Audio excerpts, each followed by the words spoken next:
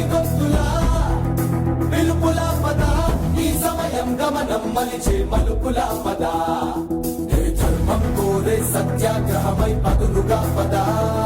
సంక్షేమం కూర్చే సేవా గుణమై అదనుగా పద